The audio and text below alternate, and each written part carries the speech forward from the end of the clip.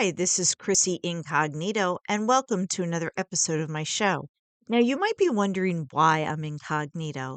This is my alter ego that can say things that I cannot otherwise say unless I was incognito. So, thank you for returning.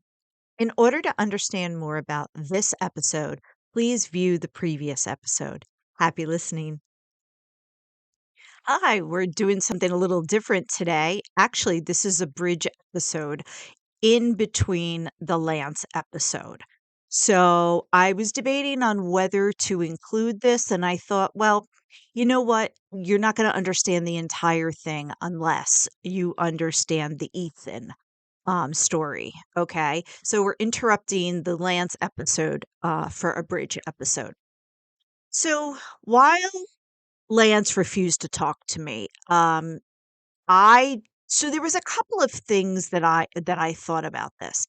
I did not want Lance to mean as much as he did to me, um, because I knew he was not capable of giving back, okay?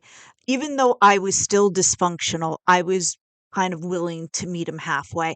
And there was a part of me that knew it was like, okay, I don't have any firm confirmation that he is incapable of a healthy, loving relationship, but I kind of knew it in the back of my mind. So when he refused to talk to me or stopped talking to me or distanced himself, I was carrying on life as normal. Like I went back on online and I was in the chat rooms, and so I was talking to people and everything like that.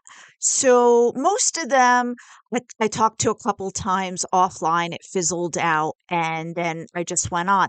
But there was a part in the back of my mind, I needed something to fill the time while Lance made a decision. And then I also wanted to be like, well, you know what? I shouldn't cut my options off because this guy may never get it together to be a functional boyfriend.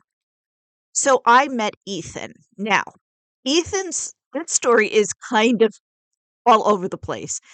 But Ethan, he was originally from the Northeast. Okay. So we came from the same area, but he was living at the time in California. So he was the way that we met, he was in a chat room um when he was visiting his mother for a couple of weeks, okay? And so I didn't know at first that he didn't live here, um, but I came to find out. So we start talking and everything, and he's funny and he's nice. And he was a captain. He's like 26, right? He was a retired captain in the army, you know? I didn't understand this whole military stuff. I didn't understand that people could make a career out of it. I just simply thought you enlisted or you were drafted, because this is 1941 in my brain, right? So I didn't really understand the whole military thing. And I didn't understand rankings. I just didn't understand any of it. I was never exposed to it, nor did I ever really think about it. So he was a captain in the army, and he was probably in the army. Well, so in order to be an officer, you have to have a college degree. So he might have been in the army while he was in school. I really don't remember. But first he was like a lieutenant, and then he was a captain.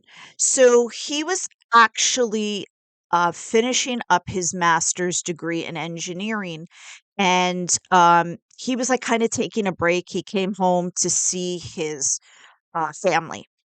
Okay, so let me see where to start. Okay, so his mother.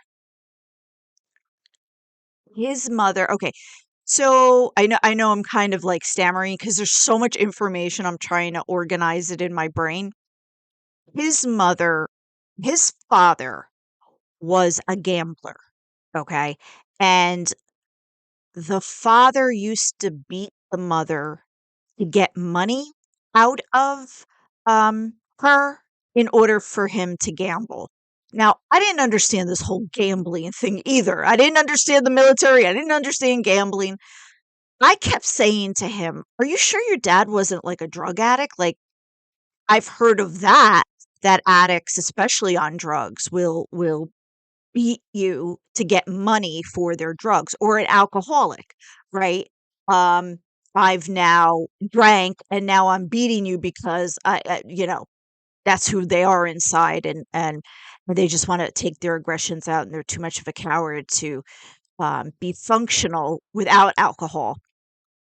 But anyway, um, so he was an abuser, and I kept saying to Ethan, um, "You sure your dad wasn't like on drugs or drinking or some kind of, because in my brain, you're not thinking right if you have chemicals in you, right? I didn't understand that gambling was an addiction. I didn't understand it had the same principles as it. So he goes, "No, he wasn't." He goes, he didn't do drugs or alcohol. I was like, "You mean he did this sober?" I would say. I was like, "That is just so weird." So, um, the parents divorced, and then the mom had a this is like way later because Ethan was maybe like 13, 14 when they divorced, and now he's now 26. So, it was a while ago. But he had but his mother had a boyfriend. I should have really kind of re-examined this. So let's just say for argument's sake, um, she was 50, okay? She was 50 and the boyfriend was like 45, okay? Well, in order to appear to be younger, she stated that she adopted Ethan, okay?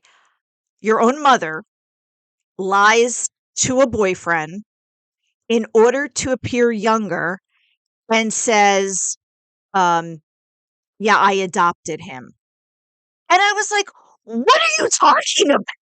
What are you talking about?" I said, "I don't understand. Why is she doing this? And why are you letting her do this?" And from the few times that I met the boyfriend, he seemed nice. Um, I think this was just what was in her head. I don't think he cared really that she was older. Um, but now, granted, you could just have said you married very young. You married very young, you had kids very young. I don't really understand more about this story, but I remember thinking, that's a lot to like, there's a lot of pathology involved in that. So we went on and we started to get close, and he came to visit me. So even though he lived in the area, he lived about like a good 75 miles from me. And what I mean by in the area, he was visiting the Northeast.